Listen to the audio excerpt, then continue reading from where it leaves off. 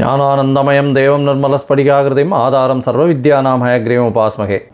Akshara Annamalai YouTube channel நேயர்களுக்கு astro KS ஐயங்காரின் பணிவான நமஸ்காரங்கள். விஸ்வாவசு வருஷம் கார்த்திகை மாதம் மாத பலன் 17-11-2025 15-12-2025 வரலும் உண்டான காலகட்டத்தை விஸ்வாவசு வருஷம் கார்த்திகை மாதம்னு சொல்கிறோம். பொதுவாகவே மாத கிரகங்கள்னு சொல்லக்கூடியது சூரியன், செவ்வாய், புதன் மற்றும் சுக்கிரனுடைய மாற்றங்களை வச்சு சொல்லுவோம். இந்த மாதம் பார்த்தாலேனால் பெரிய விசேஷம் என்ன அப்படின்னா, கிட்டத்தட்ட வருஷ கிரகங்கள்னு சொல்லக்கூடிய சனியும் குருவும் கூட மாற்றங்கள் இருக்குது. என்ன மாற்றம் இருக்குது அப்படின்னா, சனி பகவான் வக்கர நிவர்த்தியாளர் 17-11-2025 வாக்கிய பஞ்சாங்கம் பிரகாரம் சனி வக்கர நிவர்த்தியாளர். அதனால் அதற்குண்டான தனியாக பலன்கள் போட்டிருக்கேன் பாருங்கள். குரு பகவான் 18ஆம் தேதி, அதாவது கார்த்திகை 2ஆம் தேதி அன்றைக்கே அவர் வக்கரகதிக்கு போகிறார். என்ன, புனர்பூசம் 4ஆம் பாதத்தில் அவர் வக்கரமாறார். கடக ராசியிலேயே உச்சம் பெற்ற குரு பகவான் வக்கரமடைகிறார். இவ்வளோ நாள் அதிச்சாரத்தில் இருந்து இப்போ வக்கரத்துக்கு போகிறார். 18ஆம் தேதியிலிருந்து 18-11-2025 சரி, இந்த மாதம் கிரகங்கள் என்னென்ன இடத்துல இருக்குது அப்படின்னு பார்க்கும்பொழுது, குரு ராசிக்கு 4ஆம் இடத்துல, அதாவது காலபுருஷ தத்துவத்தின் 4வது ராசியான கர்க்கடகத்தில் இருக்கார். கேது சிம்மத்திலையும், அதற்கு பிறகு துலாத்தில் பார்த்தாலேயானால் புதன், சுக்கிரன், செவ்வாய், இந்த கிரகங்கள் புதனும் சுக்கிரனும் இந்த 2 கிரகங்களும் இருக்குது.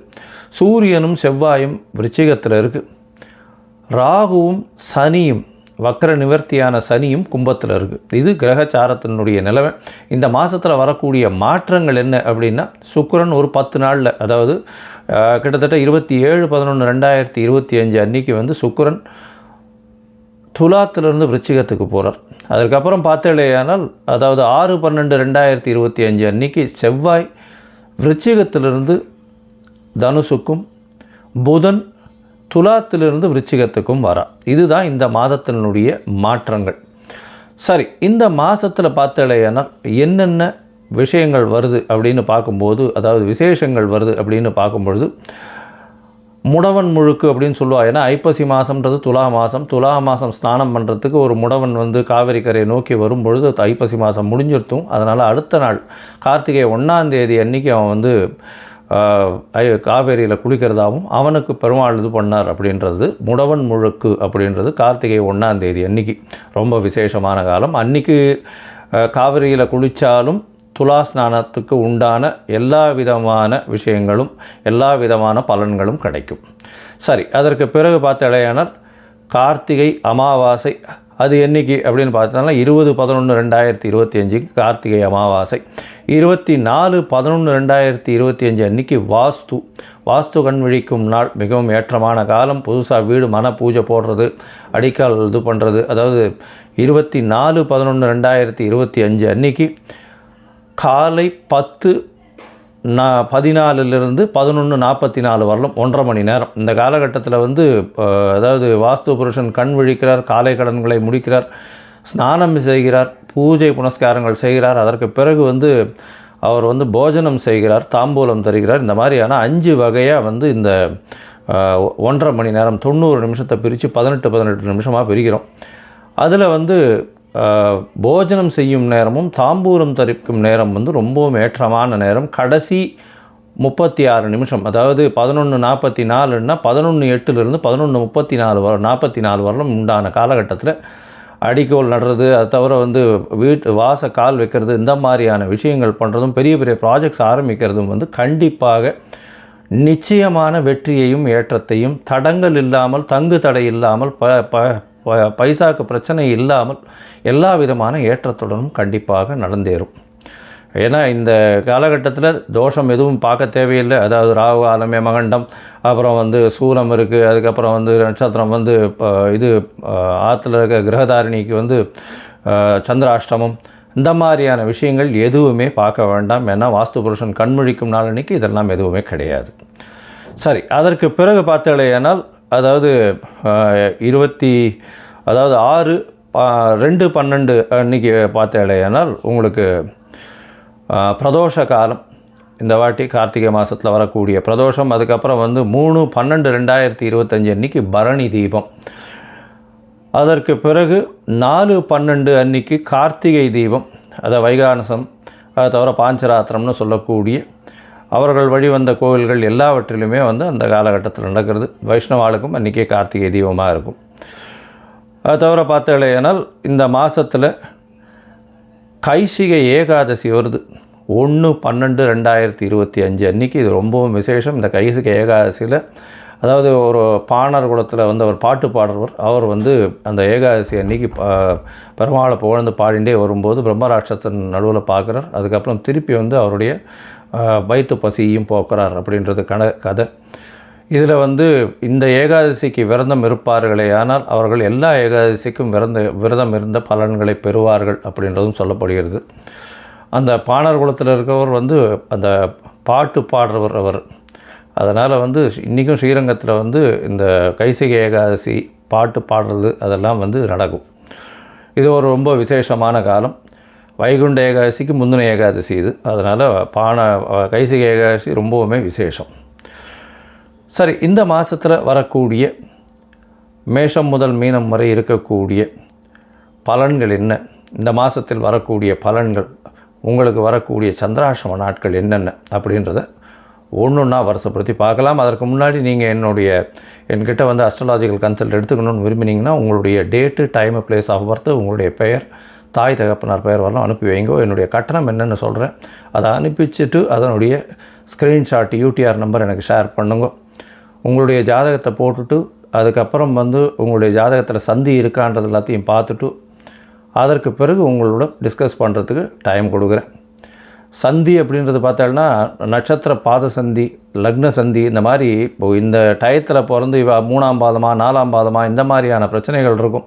எனக்கு தெரிஞ்ச நிறைய பேர் வந்து மிருகசீரிஷம் 2ஆம் பாதம்னு நினச்சின்னு இருப்பா. ஆனால் 3ஆம் பாதத்தில் இருப்பா, மிதுன ராசியில் இருப்பா, ரிஷப ராசியில் 2ஆம் பாதம் இருக்கும். இவாளுக்கு வந்து பார்த்தேன்னா 40-50 வயசு கூட ஆயிருக்கும். இப்போ நடக்கக்கூடிய தசை நல்லபடியாக இருக்கா, நல்லபடியாக இருக்குதுன்னு இவா நினச்சின்னு இருப்பா. ஆனால் அவளுக்கு நடக்கக்கூடிய தசை நல்லபடியாக இருக்காது. இது வந்து பார்த்தேன்னா கிருத்திகை 1ஆம் பாதம் 2ஆம் பாதத்தினுடைய இதுவும் மாறும். அது மாதிரி ரிஷபத்துக்கும் மேஷத்துக்கும் ஒரு ராசிக்கும் ஒரு பாதத்துக்கும் மாறக்கூடிய விஷயம். அதனால் பாதத்தை பொறுத்து தான் வந்து உங்களுடைய லக்னபாவம், உங்களுடைய சந்திரன் நிற்கக்கூடிய இடம், அதை தவிர உங்களுக்கு நடக்கக்கூடிய தசாபுக்தி, அந்தரம், சூக்ஷ்மம் இதெல்லாம் வந்து நடக்கக்கூடிய பலன்களை கொடுக்கும். கோச்சார பலன்கள் ஒரு 25% உங்களுடைய வாழ்வில் நடந்தாலும் 75% உங்களுடைய தசாபுக்தி, அந்தரம், சூக்ஷ்மம் மட்டும்தான் நடக்கும். சரி, இப்போது ஒரு ராசியாக மேஷம் முதல் மீனம் வரை இந்த விஸ்வாவசு வருஷம் கார்த்திகை மாதம் எப்படி இருக்குது அப்படின்றத பார்க்கலாம். ரிஷபம், கிருத்திகை, ரோகிணி, மிருகசீரிஷம் இந்த 3 நட்சத்திரம் 9 பாதங்களை கொண்ட ராசி. ராசியின் அதிபதி அப்படின்னு சொல்லக்கூடியவர் சுக்கிரன். உங்களுடைய ராசிக்கு 6ஆம் இடத்துல ஆட்சி பெற்று போயிருக்கார். நல்ல ஒரு ஏற்றம், புதிய வேலை கிடைக்கும், வேலையில் ஏற்றம் கிடைக்கக்கூடிய காலகட்டமாக அமையும். புதிய கடன், செல்வம் அதெல்லாம் பெருகக்கூடிய வாய்ப்பு. அதாவது உங்களுக்கு வந்து இவ்வளோ நாளாக கடனுக்கு பார்த்துட்டு இருந்தீங்கன்னா கடன் கிடைக்காமல் இருந்ததுன்னா இப்போ கிடைக்கக்கூடிய வாய்ப்புகள் நிச்சயமாக உண்டு. 5ஆம் அதிபதியும் 6ஆம் இடத்துல இருக்கார். உடல் நலத்தில் சற்று பின்னடைவு இருந்தாலும் அதனால் கவலைப்பட தேவையில்லை. குழந்தை பிராப்தி ஏற்படக்கூடிய வாய்ப்புகள் நிச்சயமாக உண்டு. கணவன் மனைவிக்குள்ள அந்யோன்யம் இருக்கக்கூடிய வாய்ப்புகள் நிச்சயமாக இருக்கும். ராசிக்கு சப்தமத்தை குரு பார்க்குறார். அதனால் வந்து திருமண பாக்கியம் உண்டு. சப்தமாதிபதியும் 7ஆம் இடத்துல ஆட்சி பெற்று போயிருக்கார். அதாவது செவ்வாய் பகவான் 7ஆம் இடத்துல ஆட்சி பெற்று போயிருக்கார். சூரியனோடு சேர்ந்து இருக்கக்கூடிய காலகட்டம், குருவின் பார்வையில் இருக்கார். திருமணத்துக்கு பார்த்து கொண்டிருக்கக்கூடிய ரிஷபராசிக்காரர்களுக்கு கண்டிப்பாக திருமண யோகம் நிச்சயமாக உண்டு. தடைகள் எல்லாமே அகலக்கூடிய வாய்ப்புகள் உண்டு. அதை தவிர வந்து பார்த்தாலேயானால் 10ஆம் இடத்துல தொழில் ஸ்தானத்தில் வந்து சனி பகவான் வக்கர நிவர்த்தி அடைகிறது பெரிய விசேஷம். புதிய தொழில் அமையக்கூடிய வாய்ப்பு, தொழிலில் பெரிய ஏற்றம் அமையக்கூடிய வாய்ப்பு, செய்யக்கூடிய வேலையில் மாறுதல்கள் வரக்கூடிய வாய்ப்பு, மாறுதல்கள் மூலியமாக ஏற்றங்கள் கிடைக்கக்கூடிய காலகட்டமாக அமைய போகிறது.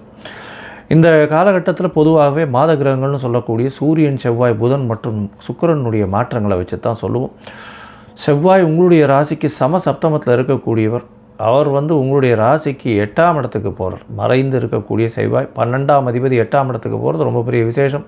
வெளிநாடு, வெளியூர், வெளிமாநிலம் சென்று வரக்கூடிய வாய்ப்பு, வேலை நிமித்தமாக வெளிநாடு போகக்கூடிய வாய்ப்பு இதெல்லாம் கிடைக்கக்கூடிய வாய்ப்பு உண்டு.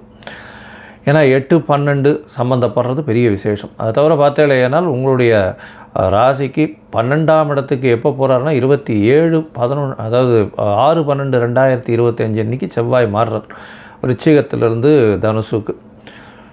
சுக்கிரன் வந்து 27/11/2025 அன்றைக்கி, அதாவது உங்களுடைய ராசிநாதன் சமசப்தமத்துக்கு வரார். அதுவும் பெரிய விசேஷம். ராசியை பார்க்குறார். திருமண யோகம் நிச்சயமாக இருக்கும். திருமண பந்தம் ஏற்படக்கூடிய வாய்ப்பு உண்டு. எதிர்பாலினத்தவர் மூலியமாக நல்ல ஒரு ஏற்றம் கிடைக்கக்கூடிய காலகட்டமாக அமைய போகிறது. உங்களுடைய ராசிக்கு 5ஆம் அதிபதியும் 7ஆம் இடத்துல வரார். காதல் வயப்படக்கூடிய வாய்ப்புகள் உண்டு. அதாவது ஒரு நல்ல ஒரு எதிர்பாலினத்தவரோட ஒரு நல்ல ஒரு அண்டர்ஸ்டாண்டிங் இருக்கக்கூடிய வாய்ப்புகள் நிச்சயமாக உண்டு. கணவன் மனைவிக்குள்ளே நல்ல ஒரு அதாவது நல்ல ஒரு புரிதல் இருக்கக்கூடிய வாய்ப்புகள் நிச்சயமாக இருக்கும். இந்த மாதத்தில் குருவும் வந்து உங்களுடைய ராசிக்கு 8ஆம் அதிபதி 3ஆம் இடத்துல வந்து வக்கரகதியில் ஆறார். அது ஒரு பெரிய விசேஷம். இளைய சகோதரர்களோடு சிறு சிறு தொல்லைகள் வந்தாலும் உங்களுடைய முயற்சிகள் நிச்சயமாக கைகூடக்கூடிய வாய்ப்புகள் இந்த காலகட்டத்தில் உண்டு. சரி, மொத்தத்தில் பார்க்கும்பொழுது இந்த ரிஷபராசிக்காரர்களுக்கு ஏற்றமான காலம். 7ஆம் இடத்துல சூரியன் செவ்வாய் இருக்க எப்படி சார் ஏற்றமான காலம்னா, திருமண பாக்கியம் ஏற்படக்கூடிய காலகட்டமாக அமையும். ஏன்னா குருவின் பார்வை இருக்குது. அது தவிர பார்த்தோன்னா உங்களுடைய ராசிநாதன் 6ஆம் இடத்துல இருக்கிறதுனால புதிய வேலை கிடைக்கும். வேலையில் ஏற்றம் கிடைக்கும். வேலையில் மாறுதல்கள் இருக்கும். இந்த காலகட்டத்தில் பார்த்தோன்னா உங்களுடைய ராசிநாதனும் 6ஆம் இடத்துலேருந்து 7ஆம் இடத்துக்கு போகிறார். இது ஒரு பெரிய ஏற்றத்தை கொடுக்கும். புதிய கடன் வரக்கூடிய வாய்ப்பு உண்டு. கடன் வந்து சுப செலவுகளாக இருக்கக்கூடிய வாய்ப்புகள் நிச்சயமாக இருக்கும். திருமண பந்தம் ஏற்படும். 7ஆம் இடத்துல சுக்கிரன் போன உடனேவும் திருமண பந்தம் ஏற்படக்கூடிய வாய்ப்புகள் உண்டு. இந்த மாதத்தில் உங்களுக்கு திருமண பாக்கியம் நிச்சயமாக உண்டு. இவ்வளோ நாளாக பார்த்து தடங்கள் ஏற்பட்டதேயானால் இந்த மாதத்தில் நிச்சயமாக கைகூடக்கூடிய காலகட்டமாக அமைய போகிறது. உங்களுடைய ராசிக்கு 5ஆம் அதிபதியான புதனும் வந்து 2-5க்கு அதிபதி. அவர் வந்து 6ஆம் இடத்துல இருக்கார். இதன் மூலியமாக பண வரவிற்கு பஞ்சம் இருக்காது. புதிய கடன் அமையும். சுப கடன்கள் அமையக்கூடிய வாய்ப்புகள் நிச்சயமாக உண்டு. அது தவிர அவரும் வந்து 7ஆம் இடத்துக்கு போகிறார். 6/12/2025 அன்றைக்கி 7ஆம் இடத்துக்கு போகிறார் புதன். 5ஆம் அதிபதியும் 7ஆம் இடத்துல போகிறதுனால சிறு சிறு அதாவது கணவன் மனைவிக்குள்ள நல்ல ஒரு அந்யோன்யம் இருக்கும். காதல் வயப்படக்கூடிய வாய்ப்பு இருக்கும். நினைத்த காரியங்கள் நடக்கக்கூடிய வாய்ப்புகள் நிச்சயமாக உண்டு. இந்த காலகட்டத்தில் சில நாட்கள் உங்களுடைய முயற்சிகளை தள்ளி போடுறது நல்லதுன்னு சொல்கிறோம். அந்த சில நாட்கள் வந்து சந்திராஷ்டம நாட்கள்னு சொல்கிறோம். இந்த சந்திராஷ்டம நாட்கள் அப்படின்னு பார்த்தாலேனால் 22/11/2025 25/11/2025 வரலும் உண்டான காலகட்டம் அப்படின்னு சொல்கிறோம். இந்த காலகட்டத்தில் புதிய முயற்சி வேண்டாம். வெளியூர் வெளிமாநில பிரயாணம் வேண்டாம்னு சொல்கிறோம். ஒருவேளை பண்ண வேண்டி இருந்ததேயானால் சந்திர பகவானுக்கு உண்டான எளிய பரிகாரம்னு சொல்லக்கூடிய ஒரு நெல் வந்து தானம் கொடுத்துட்டு போங்க. நல்லபடியாக இருக்கக்கூடும். எந்த ஒரு பிரச்சனையும் வராமல் இருக்கும். இந்த மாதம் பார்த்தோம்னா நீங்கள் வந்து ரங்கநாதரை போய் சேவிச்சுட்டு வாங்க. துலா மாதம் முடிஞ்சு கார்த்திகை மாதம் 1ஆம் தேதிக்கு போனாலும் நீங்கள் வந்து கைசிகை ஏகாதசிக்கும் போகலாம். அங்கே வந்து ரங்கநாதரை போய் சேவிச்சுட்டு வாங்க. தாயாரையும் சேவிச்சுட்டு வாங்க. நல்ல ஒரு ஏற்றம் கிடைக்கும். இந்த மாதத்தில் மொச்சை தானம் பண்ணுங்க. இந்த மாதத்தில் வந்து பார்த்தோம்னா வெள்ளிக்கிழமை ஒரு 4 வெள்ளிக்கிழமைக்கு மொச்சை தானம் பண்ணுங்க. பெரிய ஏற்றம் கிடைக்கக்கூடிய வாய்ப்புகள் நிச்சயமாக உண்டு. லோகா சமஸ்தா சுகினோ பவந்து. நன்றி, நமஸ்காரம்.